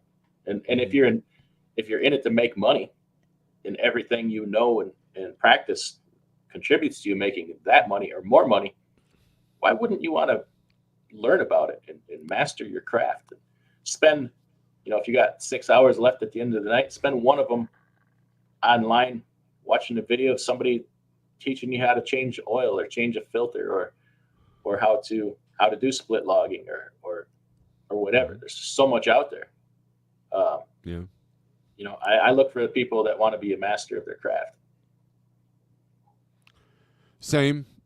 We've got a really good group of individuals here lately, you know, because we went through a spell where we had some issues with a couple, but the latest batch we've gotten have been pretty good. Southbound says Schneider won't let you PC if you have a trailer assigned to you either. Only bobtail, and you have to do a full 10 hour after the PCUs. Dying Breed, good evening. He's a third shift worker. DIY, I used to manage a small fleet. I started only wanting experienced drivers. I quickly changed my mind, and I was only interested in drivers with no experience.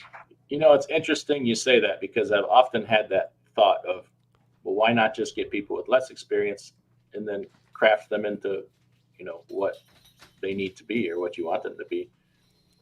And the issue comes in of, you know, when you're a smaller fleet, you can't hire new drivers. So right, yeah, most insurance, it's got to be 2 years or longer, at least, right? Do I have that right? Yeah.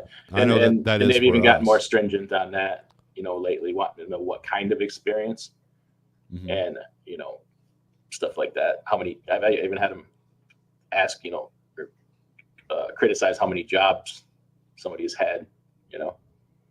So, right. And that's understandable. Gary Cook says, I live in my truck. I enjoy what I do. I know one day our economy will get better one day. Mr. Charles says they have to, because in general people are slow. So if you want it done your way, you have to babysit. It is tough on a small carrier or hire a babysitter so you don't have to. That's true. And then, the whole personalities thing comes into play. Some people need to be micromanaged, some need to be left alone. Some people, everybody's got to be handled different, and then they're all grown adults, and you don't want to step on people's egos or thoughts and feelings, and they're entitled to a certain percentage of doing it their way because it's their business as well. So it's a different dance with everybody, really. Well, here's how I look at it. So back to my two things. You have to be teachable and you have to be honest with yourself. So some people like for example, there's a person I dispatched that you've dispatched to that his weakness is dealing with brokers. He doesn't want anything to do with it. And so he recognizes that he's got down. Right. He recognizes that. He recognizes strengths. He recognizes weakness, and that's where he called me to service where his weakness is. Mm-hmm. There are some people that will tell you, I've had drivers tell me, look, just tell me everything I need to do and I'll do it. And, and you'll feel like you're holding my hand, but you're not. You're just, just put it plainly and I'll obey. And then you got the kind of like, hey man, I've got this figured out. And they do, they're teachable, like Shannon. I've been picking on her today. When she first approached me, when she was at DART, for me to dispatch her, I said, there's too many complications because your lists are small and it would just be difficult because of DART's situation. And she told me how much she made the first week that she was in the spot market, and then she told me how much she made in the second week and then the third week. And I said, you don't need me. You're learning. You're doing okay. I'll give you some tips. I'll give you some tricks. But for the most part, you're learning. So she's the kind of person that doesn't need her hand held. But there are other drivers that want me to do everything for them, and they're happy with that, and they pay for that. So recognizing, being honest with yourself. So there are people that can't learn, that aren't coachable, but yet they don't listen either, and then they turn around and they blame the carrier, or they blame the market, or they blame the broker, not recognizing that, no, you're the problem. And it's how you're dealing with what everybody else is dealing with. Yeah, we're all dealing with lower rates and out of certain areas, but why are you the only one having this problem? There's and being honest with yourself to recognize, well, maybe I am the problem. And that's hard to find. So Randy's got the news flash of the week. Hot in Arizona? Damn, who'd have thought? Dying Breed says 3 years with Stevens, 4 years with Tanker, and 4 years local. Gary says October 15th, 2024, I will be trucking for 28 years. I started on 95. I started as a Snyder driver and went through their training program. I'm at 29 years. There you go. That's 29 years is a long time. It's double of me, man. I've only got 15, so.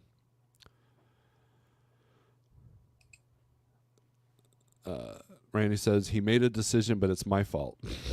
It usually is. As a new driver, you have to be coachable. As an experienced driver, you need to know your strengths and your weaknesses and avoid complacency. There you go.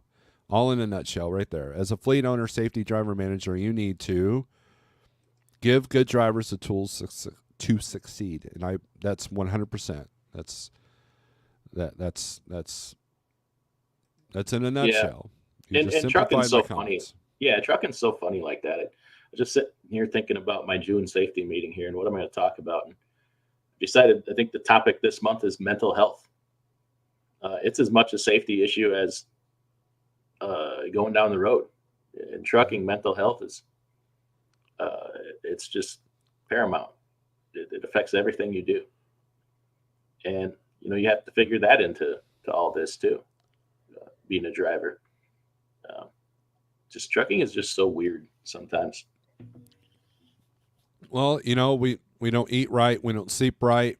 There's a lot of stress. Our cortisol levels are always at a hum because just driving down the road, going through Atlanta, there's different little stressors. You might have done it, 200 times, but you're still on full alert, Mm-hmm. and You know, if you're not eating right and you're not sleeping right, well, that's where depression kicks in. That's where you're not making great decisions. Your cortisol's all jacked up. You're watching stupid stuff on the tubes or on Netflix that's not good for you either. And you know, you can't. That affects your It's mental health. I know that when I cleaned up my diet, my mental health, I was starting to make better decisions. I was starting to have a little bit more clarity when I was deciding what loads to pick. I mean, that's a big part of it. Trucking is all consuming. I was talking to that guy in a video the other day about, we're constantly talking about trucking and say, let's talk about family for a moment. And it's just nothing.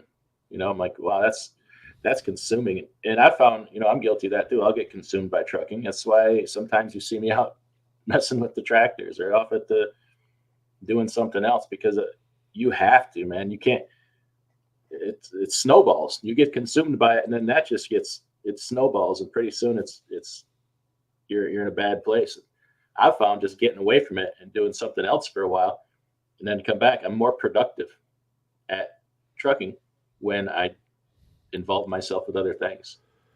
Well, so check out this perspective. So when I worked at Track and Marine, I worked in the research and development area, and they expected you to live, eat, and breathe boats. Your family came second. That was their mentality. And of course, that puts a sour taste in your mouth. And you're like, well, I don't live, eat, and breathe boats. I will do the best job that I can in the 8 or 10 hours that you have me. But then after that, when I go home, I'm home, right? I'm not sitting there thinking about boats. I'm not sitting there dreaming about boats. You don't pay me enough to do that. And I remember fast forward to when I first started, when I bought my first truck, I had somebody, who used to be a friend say, Steve, you're not a good owner operator. And I go, why not? Well, because you don't live and eat and breathe your truck. I said, well, because I watched my dad do that. I've watched other owner operators do that. And you have to have a balance. It doesn't make any sense to make all this money in the truck and not be able to stop and enjoy life and see my kids. I wanted the freedom of self-employment, not for money, but for balance, which is why I kept my costs down. Because my band was a priority. My family was a priority. Things outside of the truck were a priority, but the truck was still a priority. I mean, I wasn't present the whole time when I was home, but still balance was important. But I was called not a good owner operator because I had all these other interests. That's like someone saying, well, you're not a good fleet owner DIY because you have your tractors that you deal with. I mean, that's what it was like. It was an attack on that. I'm like, well, that doesn't make sense. That doesn't create happiness. Because at the end of the day, part of the mental health is being able to step back, take a breath, and get that clarity and just recharge. And if you have a $7,000 a month truck note, you can't do that. You have to be all consuming. I think that the more successful you are in trucking, the more freedom you have. But you have to create that freedom. To an extent, yeah, you have to create it, because I'm more tied down to it now than ever. Like in the middle of the night, there's a supposed day off or a trip, even going to the grocery store. Mm-hmm. The phone and the tablet got to come with you. Yeah. Oh yeah, I'm always with my two phones everywhere I go. So. Yeah. So, in some aspects, yes, and in some, no. But that's a choice. I chose that. Nobody right. Forced that on me. So, I accept that, and I'll probably go farther with it than most, because I want more than most. Justin says, I didn't split log nearly as much till I got here. On here, the willingness to learn our tools in the shed, like you were saying yesterday, Snorelord. Cheap Freight says, and he's not to give too much away, but he's killing it because he's willing to put the work in and figure that out. Like, well, I don't think one truck with my authority alone, I don't think I ever did as well as he is, at least down here under somebody else's authority. And see that what I try to be in tune with drivers when I talk to them, and talking to Justin an hour when he came through Springfield to pick up that fuel ox for you. Mm-hmm. I was like, wow, good on you, man, because he was just, I mean, and I'm not trying to kiss his ass or nothing, but I just, when you find a good driver like that, man, you want to keep a hold on them, and so. Yeah, and it also makes it feel good that you can be a part of that. Yeah. To create an environment for somebody to do that. It's such I see every end of it, and there's such a stark contrast between the person that takes that opportunity and puts the knowledge and the work in and ends up there, and then the person on the far other end of the spectrum that just does absolutely nothing with it. There's a massive gap there of a whole lifestyle and whole income level, a whole everything. So it's kind of, you see the stark contrast. Yeah, man, and having a passion for it does help. I know a lot of people that hate trucking, they're only doing it because they think that that's their only option. So, and those people tend to struggle a little bit more than somebody who's got more of a positive outlook. Chief Freight Hauler asks, is there a limit on how many consecutive days you can split log? You can only do it 365 days a year. Yeah. As long as you don't never run out. So as long as that clock and that on that hours of service is good to go, you're good to go. Alfalfa says DIY reach out to Happiness by the Mile for a possible live about mental health aspect. That's a good idea. In trucking, mental health is extremely important. It is the biggest cause of fatigue. It is difficult to get out of that quicksand feeling when you're in it. It is.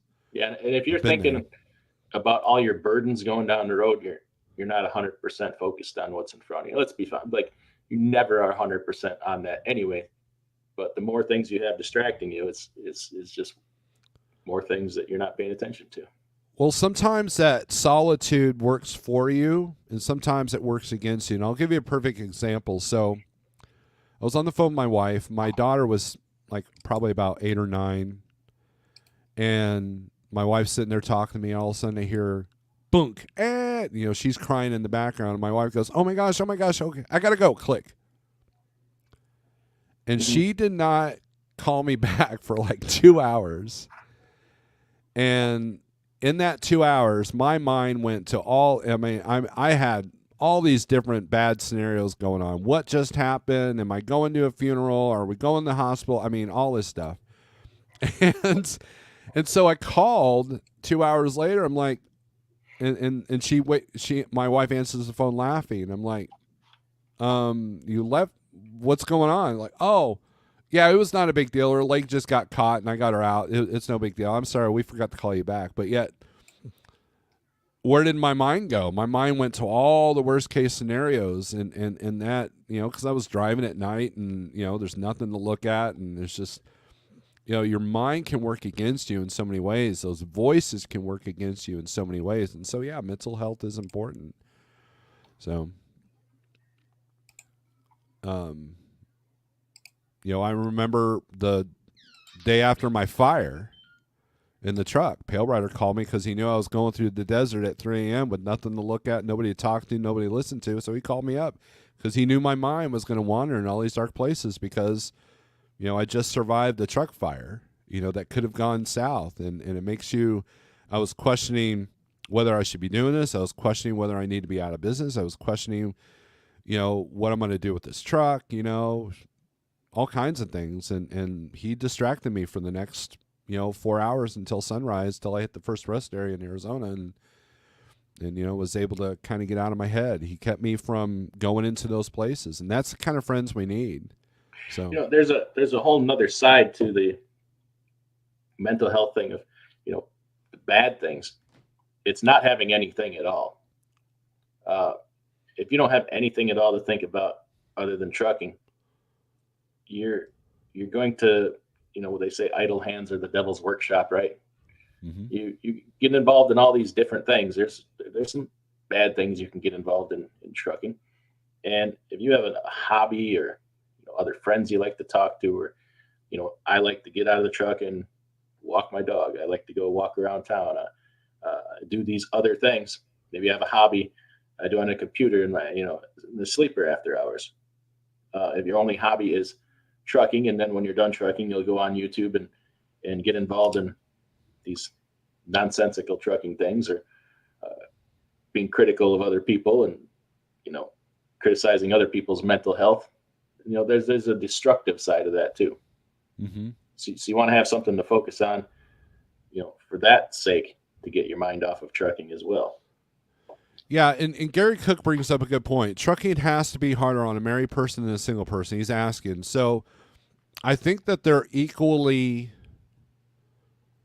Can be difficult. Yeah.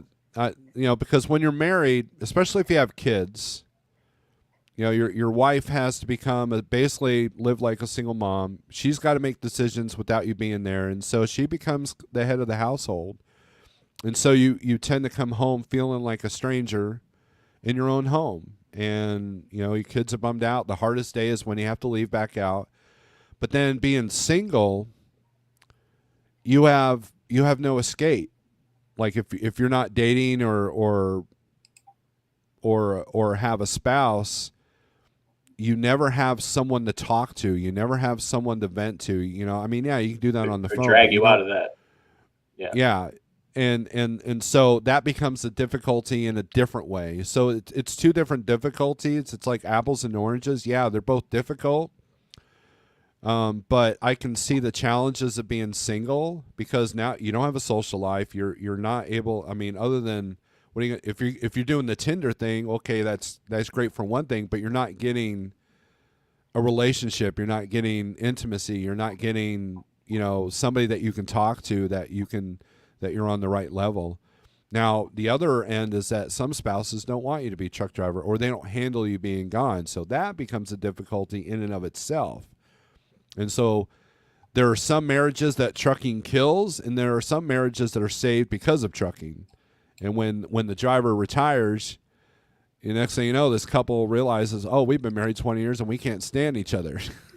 So, you got that could happen as well. So it's just two different difficulties, two different sets of challenges that you get. So, Mm-hmm.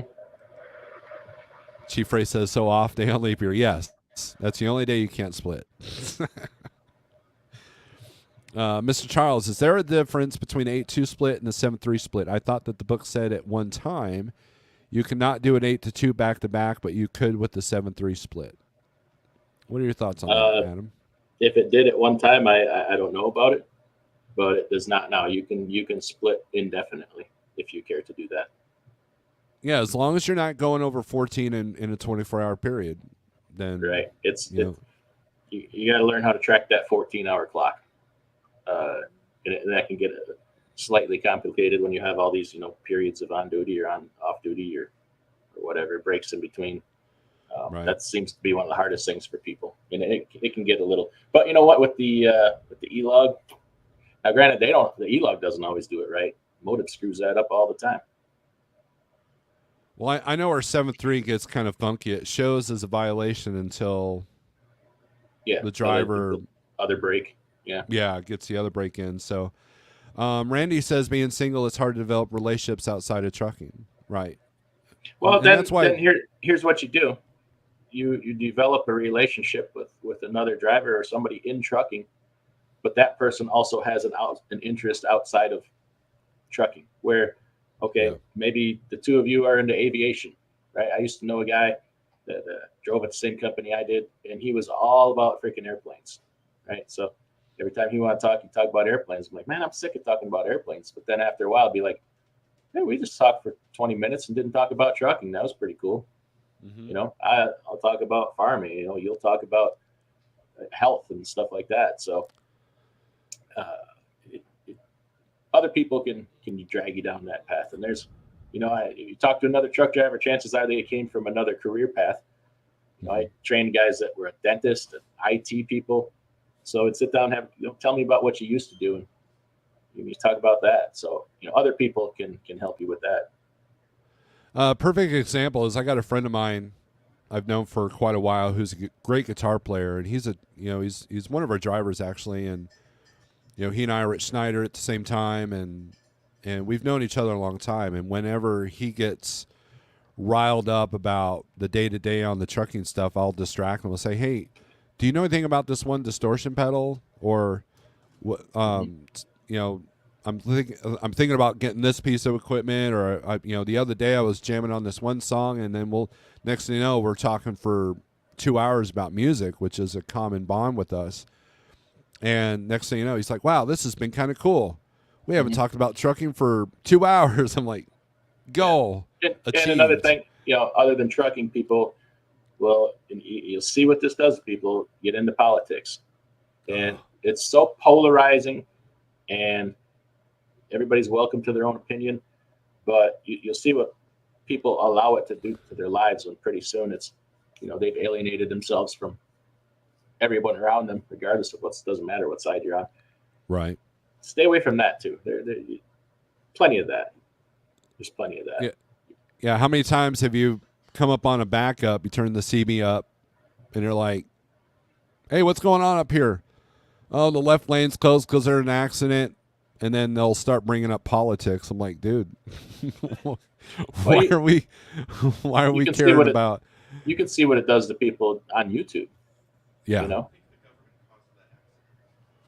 Yeah. Yeah. And my son just said, yeah, because the government caused the accident. Yeah. I mean, that's how people react sometimes. It's like, man, what do you, and then they wonder why nobody's on the CB anymore. I've had people like get on the CB and complain about nobody being on the CB. And I'll get on there. I'm like, well, dude, you've been complaining for the last hour. Who wants to hear that? So, yeah, of course there's nobody on here. I'm just more tolerant than these other people. Randy says, Steve's my new life partner. We just haven't come out yet. Yeah. I mean, you and I have talked on the phone a great deal. I don't think we've ever once talked about politics, and quite rarely do we actually even talk about trucking. You may start that way for 10 minutes, just say what's going on, and then it always goes somewhere else.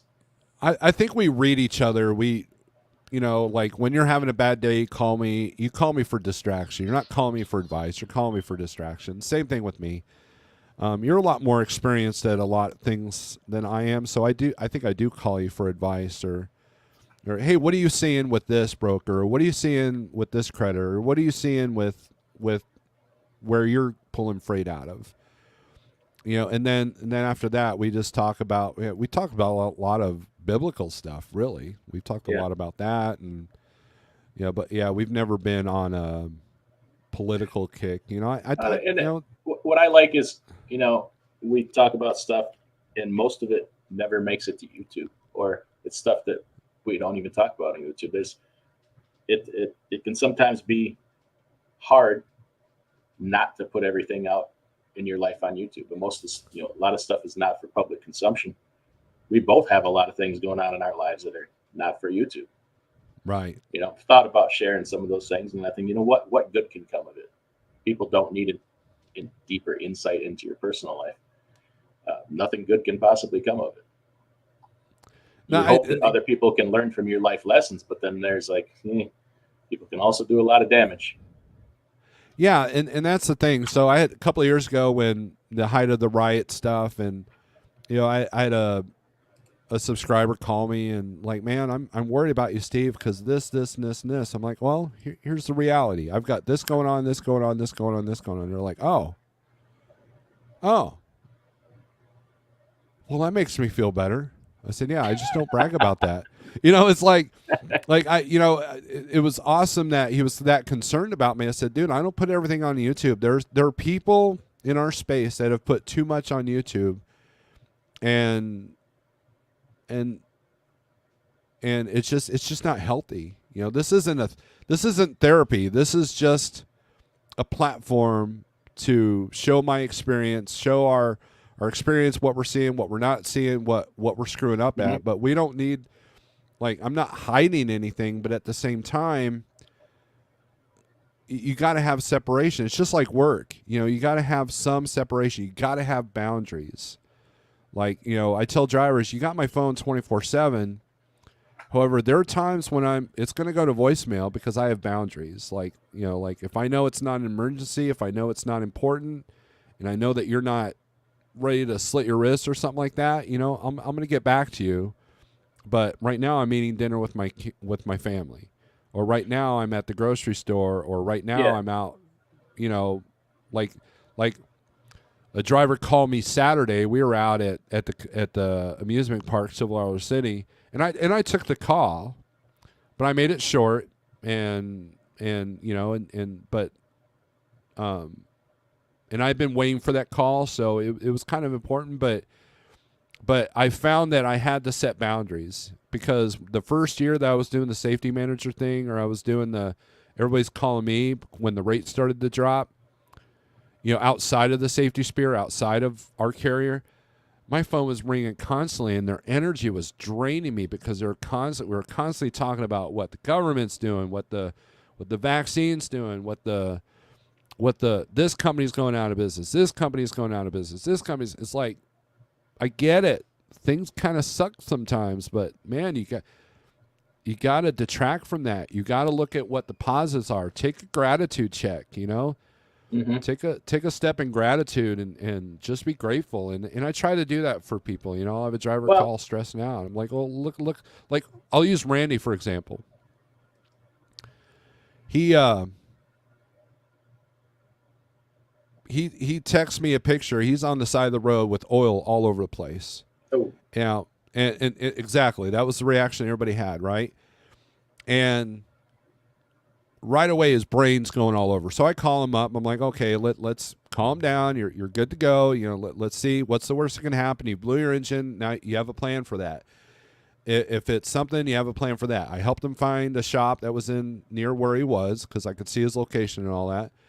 And and it turns out it was only a little O-ring seal that came off. And that was it. But I said, but check this out, Randy. This was a blessing, because it got your mind out of complacency mode. Not that it was in there, but now your brain had to, like, okay, what if it's this? Then I got this. What if it's this? Then I got this. And then let's do a gratitude check. The tow bill was only X amount. You had a shop that got you in. He didn't have to be late on his load he was delivering, and he wasn't late to pick up the really good paying load that was after that. And so by going over the gratitude list with them, it made them feel better. It calmed them down. And that's the kind of support that drivers need. They need to be able to get out of their own head and have someone that isn't just adding to it. I wasn't like, dude, what if you blew an engine? That's going to suck. I'm going to be like, hey, now you're going to have to make a decision. I was one time, go ahead. Sorry. No, just the things that you're saying here. The thing that's going through my head is that people are that way with you, that know you off of YouTube, because you're not playing a character on YouTube. You're just you. Mm-hmm. And I think that the people that play a character, there's the disconnect and the distance between them and the people that they know or know from YouTube. And I don't think you have any of that. I think it's just you. And, you can never be a fair judge of yourself, but I think I'm probably that way as well. The people that know me and work here probably see me in a different way than others do. So mm-hmm. The only thing you can do is try to be that same person. Yeah, I mean, that's why I'm not a good salesperson. I'm not the kind of like, hey, how's it going? Look at we're the best thing, blah, blah, blah. I've never been that guy. Now, in person, I probably do curse a lot more, although I'm trying to curb that a little bit.